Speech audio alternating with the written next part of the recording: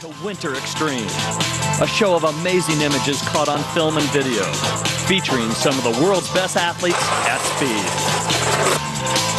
It's about their passion, it's about their profession, and it's all about snow and what they can do with it. These are the heroes of Winter Extreme.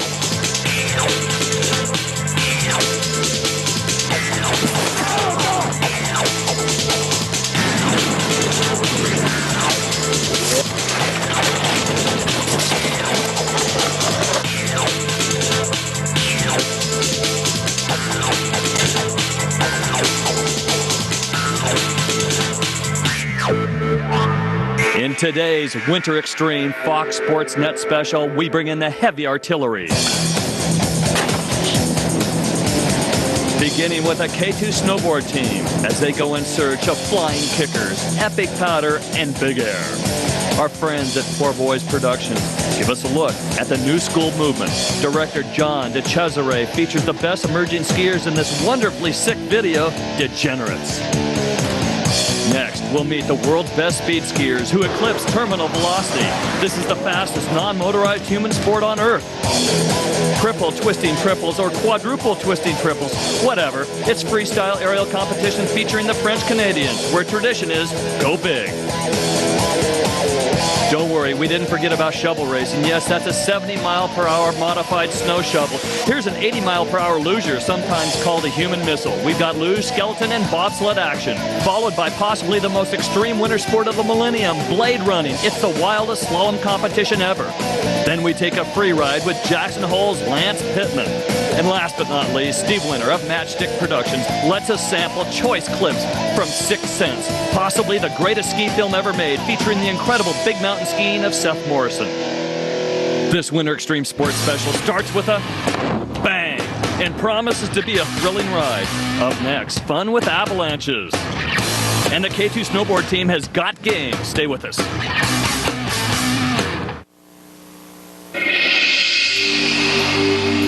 Today's Fox Sports Net special, Winter Extreme, is brought to you by Hawaiian Tropic. Whether on the slopes or at the seashore, we've got you covered. By K2, to be or not to be. BK2, factory free ride team.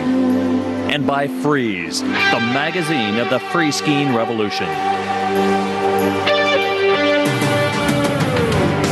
Nothing is more extreme in winter than avalanches. And for those whose profession is ski patrol, it is their job to defuse possible snowslides and control avalanches. After a night of heavy snowfall, work starts early on the mountain. At Squaw Valley, USA, a patrolman uses a 2x16 gel hand charge explosive to start a slide.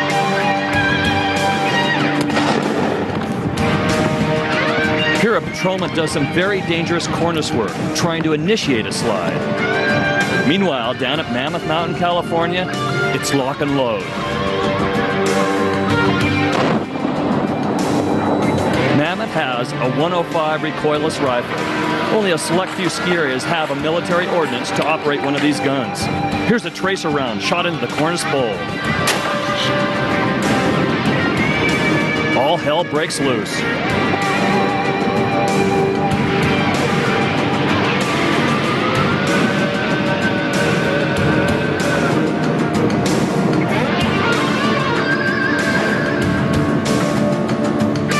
Here's backcountry skier Jeff Engelbrecht. He gets caught in a spring slide near Loveland, Colorado.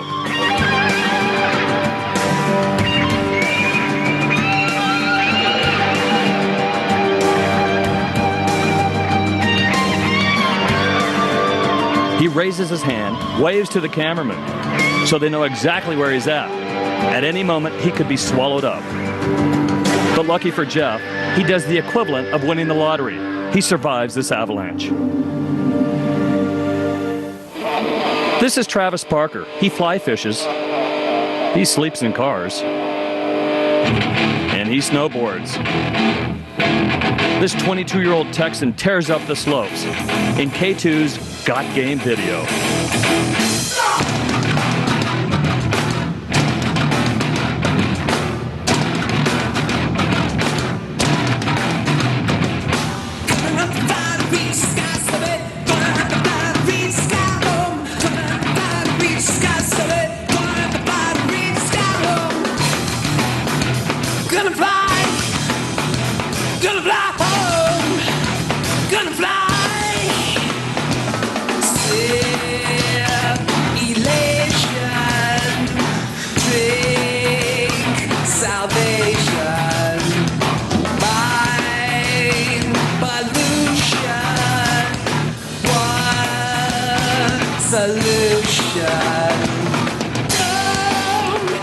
Next up, the high-flying Brody Dowell.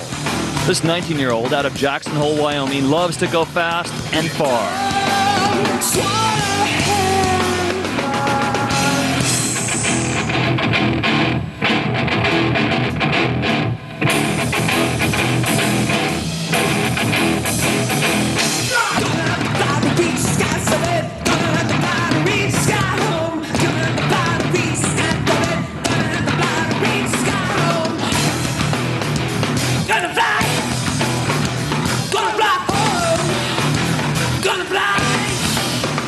Check out this cool toe-in.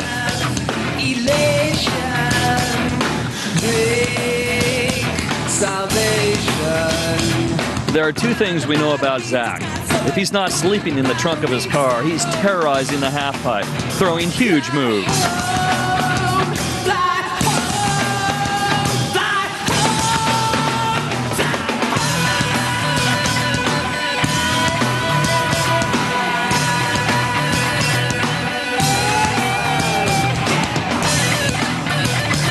Finally, here's 11-year veteran Rob Kingwell, the 1998 U.S. Open champion.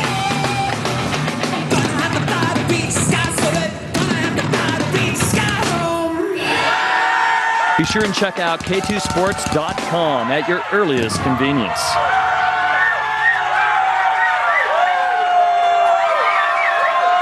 Next up on Winter Extreme, Freeze Magazine brings us face-to-face with some real degenerates. Prepare yourself for the sickest aerials, grabs, and inverts. Now would be a good time to tell the younger kids to go to their room. Welcome back to Winter Extreme. Please take your seat. We're ready to start our feature film.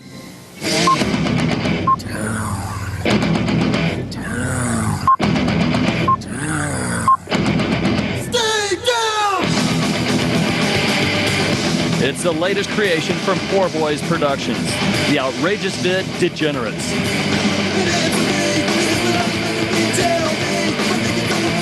In case you haven't really kept in touch with skiing lately, it has changed. With influence from snowboarding, a new group of ski heroes are taking the sport by the throat and roughing it up a bit.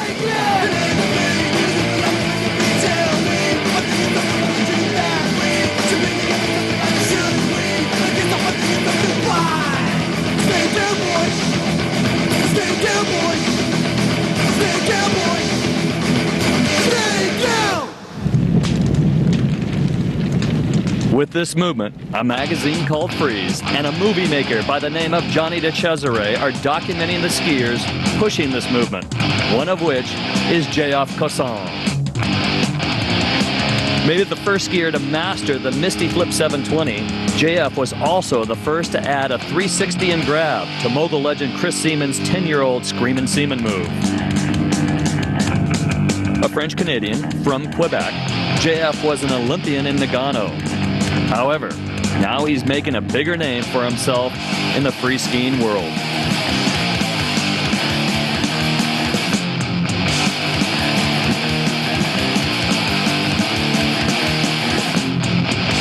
Do what you belong, but please don't do anything wrong. Do what you be like I want out.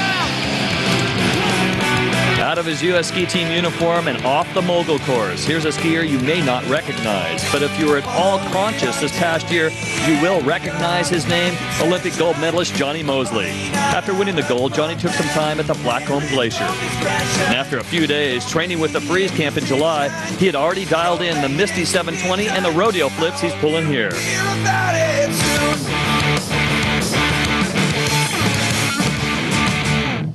And suddenly, not only can Josh Lubeck ski, he scores tons of chicks. That's why he's so into skiing without a shirt. Labeled Free Skiing's biggest male stud by Freeze Magazine, Josh used this title to land his spot in DeCesare's movie.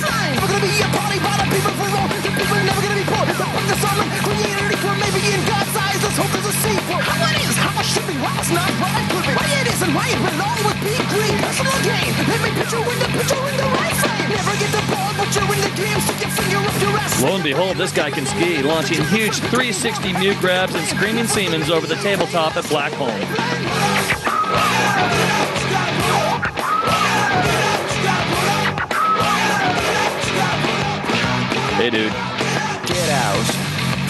as well as blowing through some champagne powder, his hometown of Steamboat Springs, Colorado.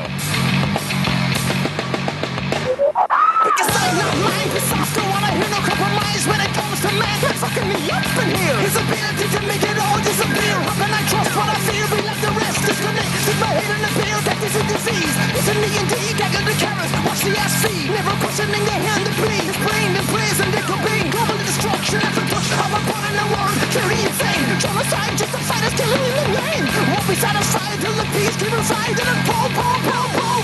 Goodbye. Hi everyone, welcome to the show. Today we're going to teach you how to initiate the turn by putting pressure on the front of your ski, and we're also going to teach you Misty Flip 720.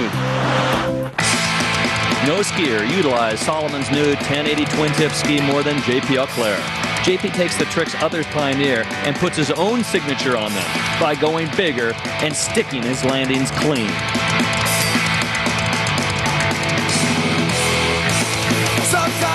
He's maybe the best half-pipe skier in the world. Freeze dubbed his half-pipe flare the trick of the year. Even the proletariat receives its royalty. And as the battle rages on and on, I wish it wasn't me. And it seems so cruel.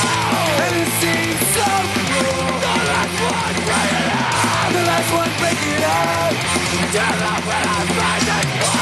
Until the winner finds his way. As we glide upon the end.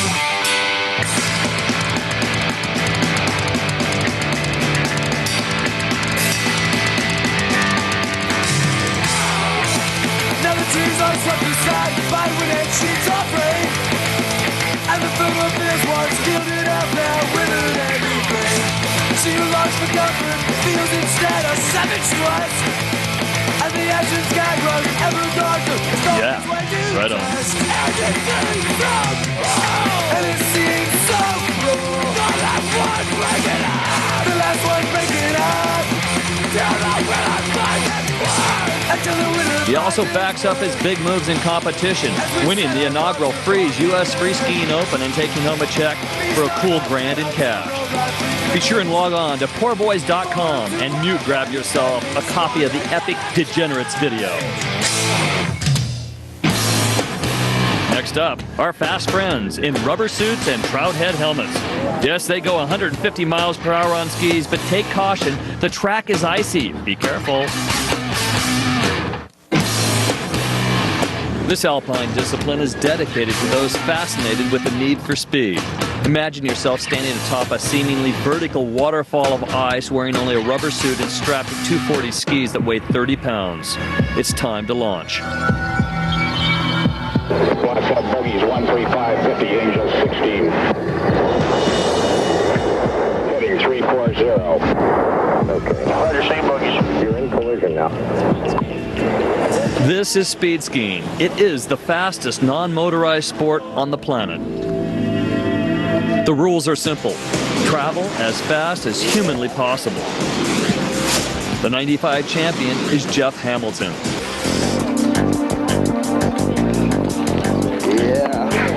My skis are 240s, big, beefy skis built to go straight.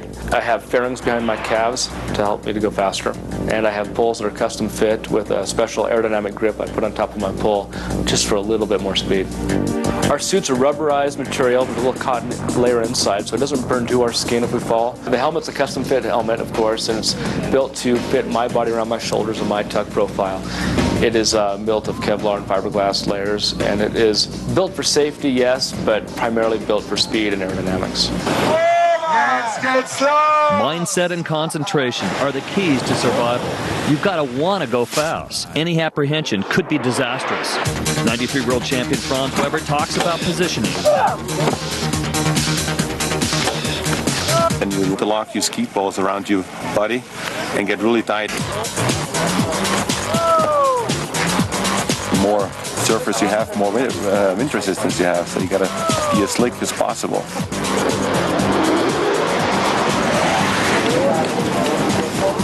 As you go with the first 200, 300 yards, then you just work the terrain.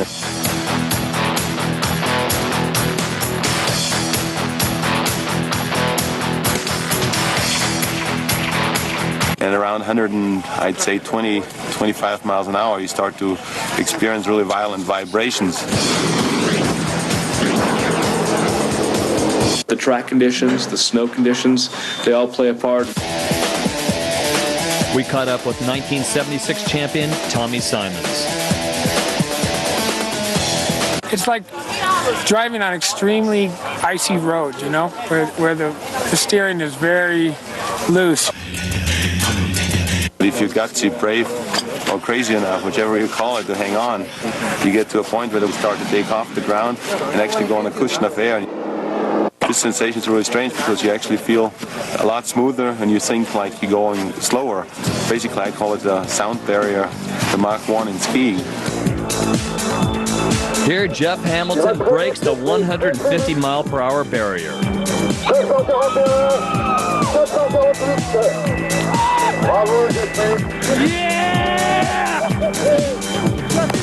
Those conditions that day were perfect. I went 150 miles per hour, and I was probably as aerodynamic as a human can get in that situation. And for us to go any faster, we'll probably have to change our aerodynamics. In an effort to constantly push the boundaries, Jeff and other competitors spend the off-season refining their sport. Wind tunnel testing is great for us because our sport is so technological driven. We have to make sure we have our setup exactly right as far as aerodynamics. For me, I have to test in this situation several things. I have to test my fairings, and I'm testing a new suit material just to get that extra edge for next year. With competitors now reaching speeds of 150 miles per hour, there's little room for error. Crashing is definitely a part of our sport. I mean, I've crashed a couple times. I've seen some buddies go down at high speed. It doesn't matter whether you're big or strong. Crashing is random. You know, sometimes you think you control it. You think you're riding in a good, safe position, but crashing happens. We all crash.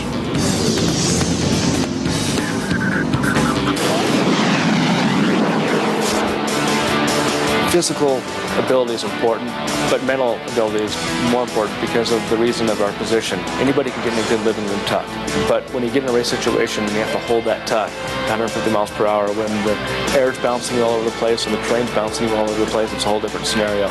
And it's the person who can hold that tuck at high speeds that will race well. I'm not really an adrenaline junkie. I like going fast. I love that part of it. But it's got to the point now where I'm a competitor. I love winning. I love being the best at this sport. I love going to a race and going, that's a good chance I'm going to win. I love beating people. I love winning races. Going fast is great, and setting a record is great. But I get that in training. I love going up there and beating everybody. 0 to 152 miles per hour in 10 seconds with no engine. Think about it. Up next on Winter Extreme, quadruple twisting triples. It's freestyle aerial competition with the French Canadians. For it's a tradition to go big.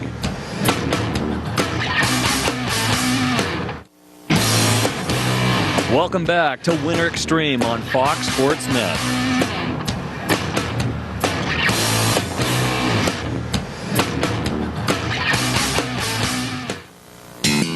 In the 1970s, freestyle was born in North America. From its inception, the LaRoche family of Quebec, Canada, has played a major role in aerial competition, producing 3 world champions. Well, first we all did a lot of skiing because we're born beside the ski hill in Lake Beauport, and the competition between us was great because as soon as somebody did a somersault or a back or front somersault or a twist, everybody had to do it.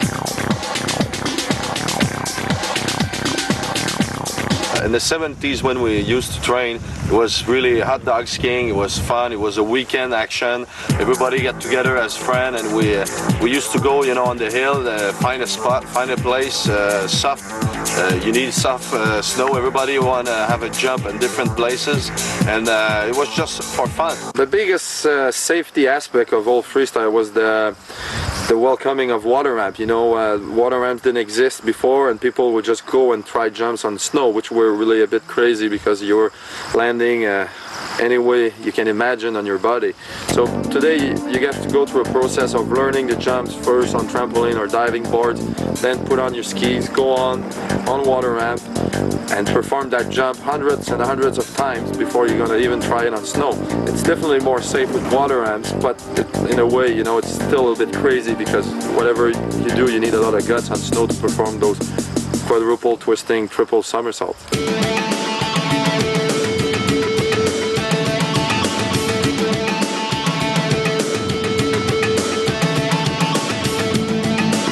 Freestyle, fly high and have fun, you know, just be free for 3 seconds, there's no limit, just go for it, and hopefully you can ski away, that's the secret, never forget that.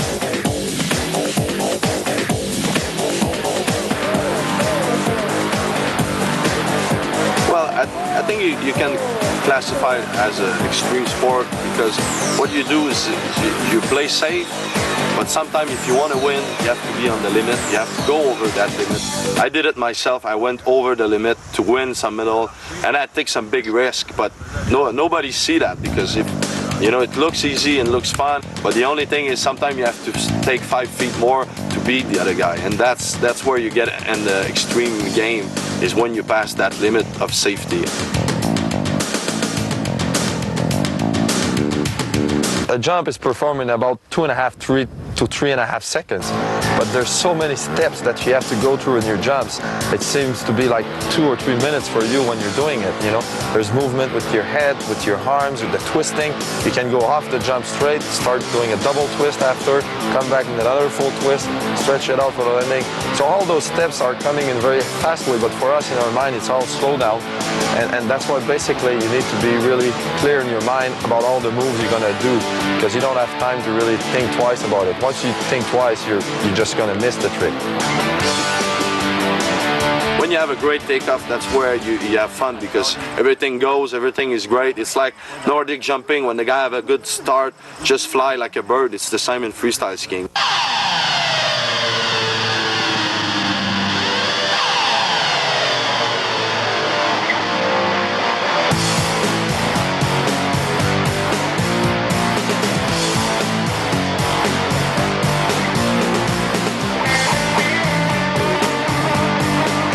Why am I doing this sport? I think because I was looking for something interesting in my life, something that would bring a lot of different feelings, a lot of different challenge, and I think that's what it gave me basically. And I think it's the best thing you can do once you get to a point where you can control your flying. It's such a good fun, it's such a good thrill to perform those things that I'd say it's all for the thrill of it, for the craziness and for the thrill and for the scariness too, because it does get you scared a lot of times. But when you overcome that, it's such a good feeling that I think it's worth it.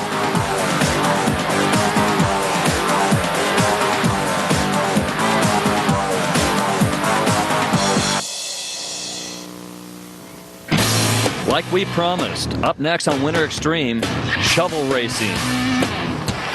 Also, how about becoming a human missile? Think about joining up with the U.S. luge, skeleton, and bobsled teams. Welcome back to Winter Extreme. The icy thrills of luge, skeleton, and bobsled are coming up right after we go shovel racing.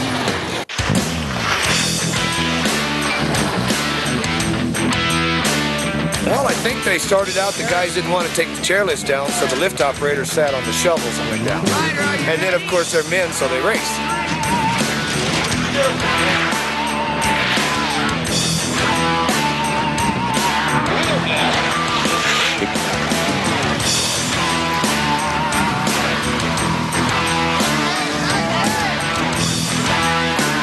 It's kind of like riding in a casket at 100 miles an hour.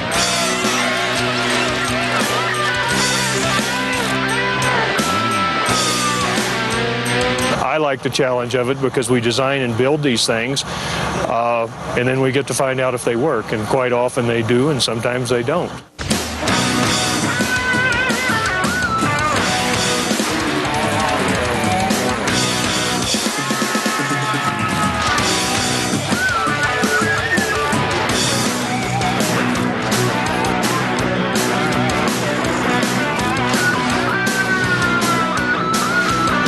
It can go completely out of control, but the real objective here is to keep a straight line, keep it going down that course straight, and to go as fast as you can from point A to point B.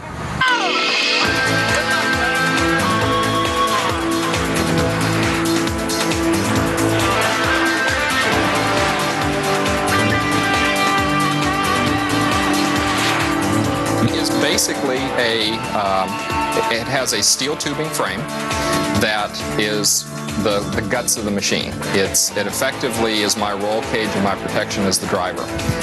It's surrounded by a fiberglass body. We have a Lexan clear plastic canopy that goes over that, and then we have a braking system that is effectively just an air cylinder that, as you release air pressure into it, forces a brake down. So there's a lot of steel, aluminum, fiberglass, and all sorts of plastic parts in here that just make it work. Look close. There's actually a snow shovel underneath that thing. Those are the rules. It's shovel racing.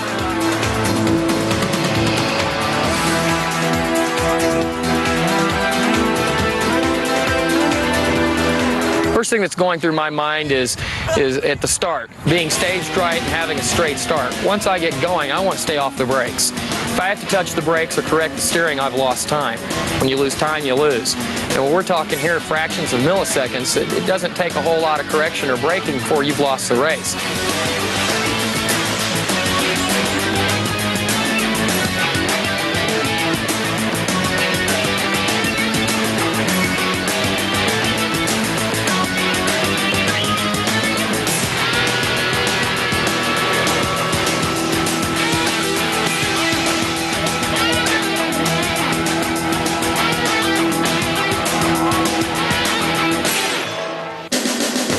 Lake Placid, the site of 2 Olympic Games, and one place where winter sports flourish. Nordic jumping, freestyle aerials, among others, thrive in this winter playground. While 2 sliding disciplines struggle to find a niche in a crowded marketplace, are screaming to be heard. Over the years, bobsledding, with its outrageous designs and incredible speeds, garnered the lion's share of the hoopla that surrounds sliding. But today, the sport of luge and its close counterpart, skeleton, are quietly making their voices heard. I will say that the TV really doesn't do it justice. To really understand and appreciate the sport, you do have to see it in person. It looks really passive on TV. You know, they go by, 60 miles an hour. You know, they're just crazy people that are on a sled. But the whole way down, you are in control. That's the one part people don't understand, is that there is so much control. Last winter, we reached speeds of over 80 miles per hour. Here in Lake Placid, it's a much shorter track with tighter turns, so the speeds aren't as high. There's a track in Germany you can get going over 90. The speeds they're pretty high. It's an amazing amount of pressure on your body. Just like boom. That's where autopilot helps. Because if you do lose your head to the G's, you still are driving. You still memorize the course. You still know it. And that's also why you can go blind half the time. Going blind is when you have your head all the way back, you're just using your peripheral vision to see the sidewalls.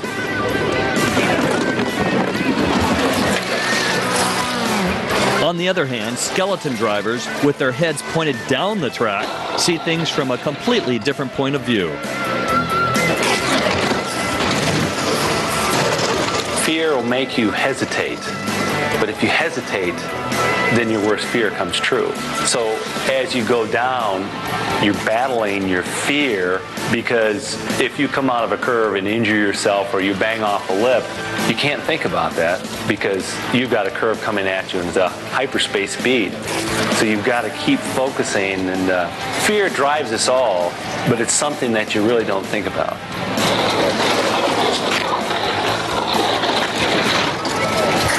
Everything in the sport is based on how fast you can go, not safety. The suits we wear are made out of rubber for aerodynamic purposes. Clothing isn't even warm. Everything is just how fast can we go.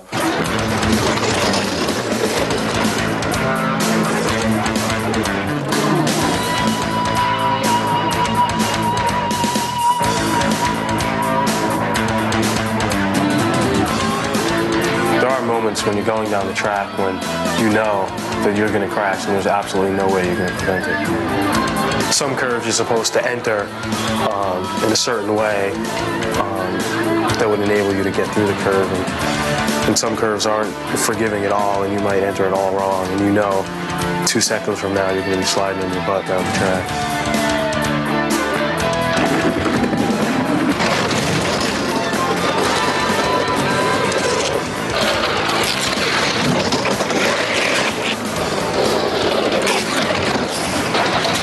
It's an addiction. It is the best addiction I think I could ever get into.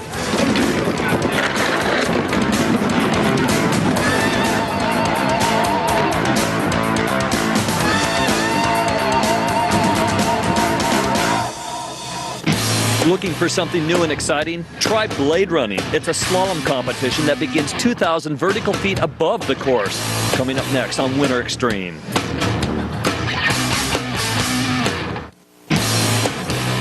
Welcome back to Winter Extreme. On tap, K2 snowboard guy Lance Pittman goes free riding at the Hull. But first, let's drop in on a new sport.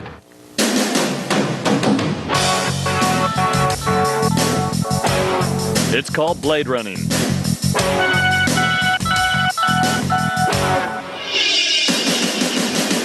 You begin your run by exiting a helicopter 2,000 feet above the course. The first rule is if your parachute doesn't open, you're eliminated from competition, if you know what I mean. The Big Mountain, Montana, the site of the Blade Running Team Championships. On board Dave Majors' helmet-mounted camera, we go burning into the start of the slalom course. Like in any race, speed determines the winner, and in blade running, your time, top to bottom. Keep your speed, don't hit your partner, and make it around the gates.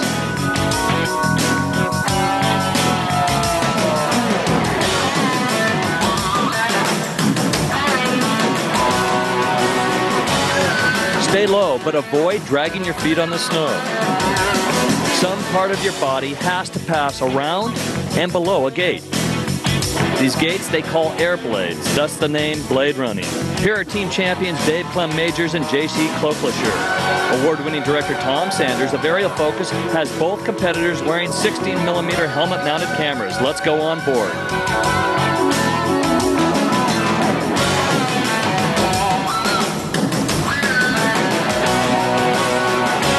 And guess who won? We got some winds that are coming up the hill, and we got some crosswinds. And they're kind of combining together and creating some really funky rotors, things that are they're definitely detrimental to our flying. But it wasn't bad. Let's go do it again. On to Squaw Valley, USA for the individual blade running championships. Once again, it begins with a jump from a helicopter and a 5-second delay before throwing your chute. I'm here blade running because I like the speed. I like the acceleration coming into the first turn. I've ski raced for years, and this is one step above and beyond ski racing as far as I'm concerned. I like the rush coming into the first gate, ground coming up, planing out, carrying your speed down the course, and to me this is just one of the most ultimate things I can do under a parachute. Ground skimming, the entire ski run just feet above the snow. There's definitely inherent danger swooping into the course. You're going over 60, 65, 70 miles an hour as you make that turn into the first course and the ground is rushing up at you. You can't misjudge it because you will impact at a high rate of speed and it won't be pretty. Here's a challenging crosswind situation.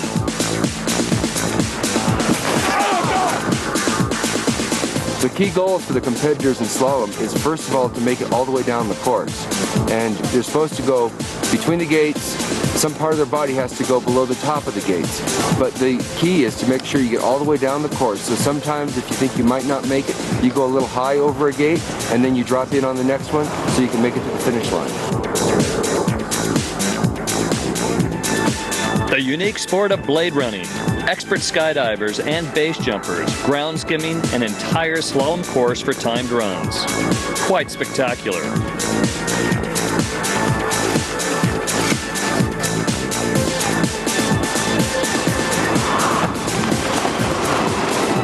Here at Squaw Valley, USA, it was Dave Clem Majors taking home the individual blade running world championship title.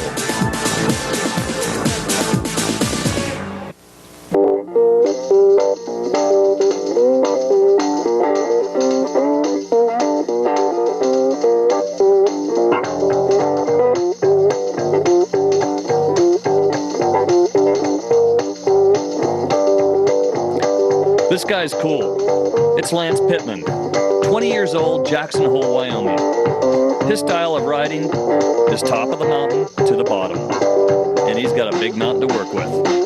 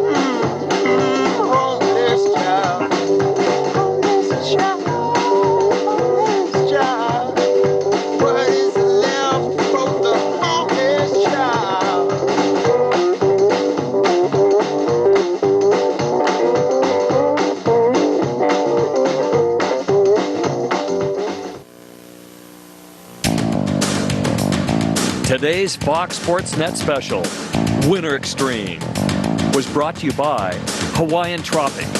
Whether on the slopes or at the seashore, we've got you covered. By K2, to be or not to be, BK2, Factory Freeride Team. And by Freeze, the magazine of the free skiing revolution.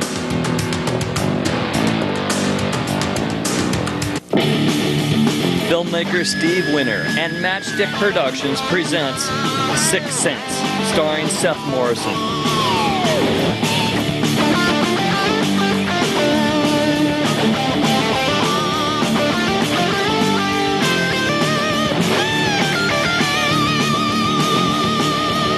Seth Morrison gets the whole shot and goes big.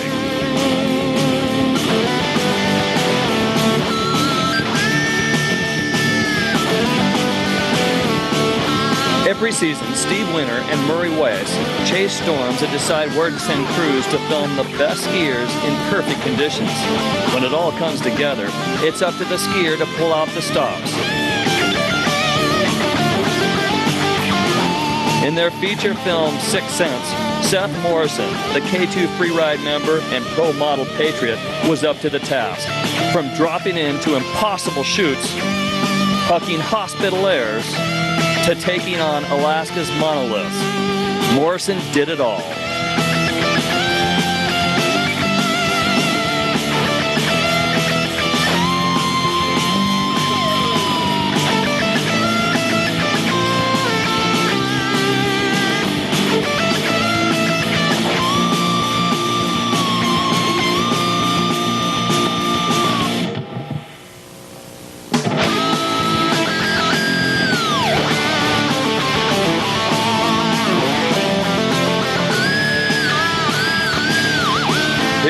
Seth Morrison's first descent down a pitch called frontal lobotomy.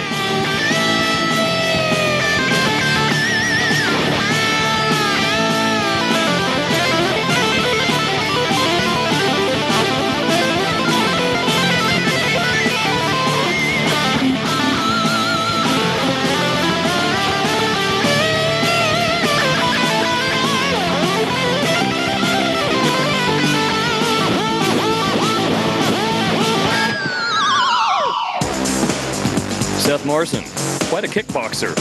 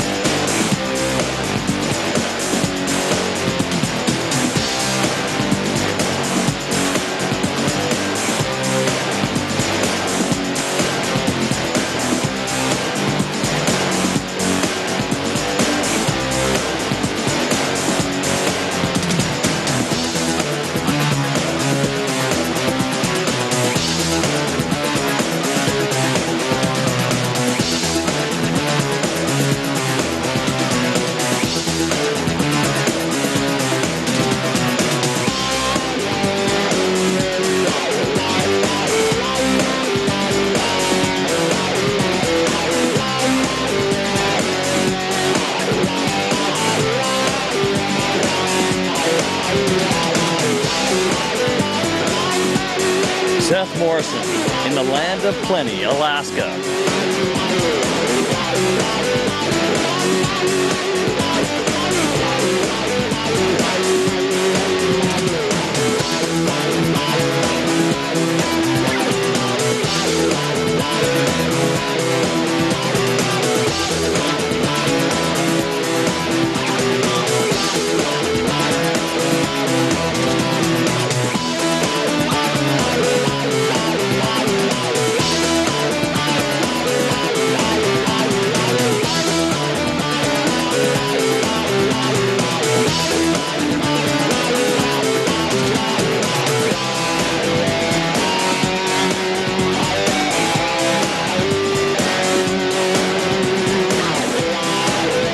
Order 6 cents. Call the number below or visit Matchstick Productions on the World Wide Web. For the Degenerates video, check out the Poor Boys. There's the number, there's the World Wide Web address. Also, Freeze Magazine, go online with Freeze. K2 Snowboards, Got Game, and Aerial Focus, hang gliding, skydiving, blade running, aerialfocus.com.